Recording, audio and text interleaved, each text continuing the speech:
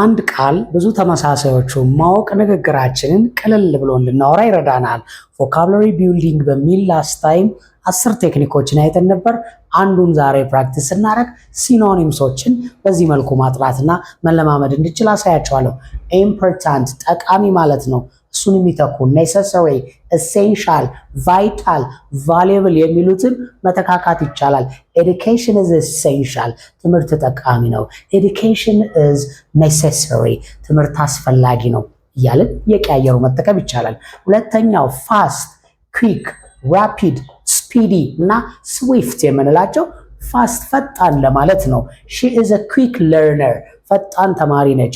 ሺ ኢዝ አ ፋስት ለርነር፣ ፈጣን ተማሪ ነች እያሉ መጠቀም ይቻላል። ሶስተኛው ኢዚ፣ ሲምፕል፣ ክሊር፣ ኢፈርትለስ፣ ስሙዝ ቀላል የሚለውን ትርጉም ይይዛሉ። ዘ ሌሰን ኢዝ ሲምፕል፣ ትምህርቱ ቀላል ነው። ዘ ሌሰን ኢዝ ኢፈርትለስ፣ ጥረት አይፈልግም ለማለት ነው። ሌላኛው ዲፊከልት፣ ታፍ፣ ኮምፕሌክስ፣ ቻሌንጂንግ ደግሞ ከባድ የሚለውን ትርጉም ይይዛሉ። ዘ ኤግዛም ዋዝ ቻሌንጂንግ፣ ዘ ኤግዛም ዋዝ ዲፊከልት እያሉ የቀላቀሉ መጠቀም ይቻላል። ሲኖኒምስ ይጠናል።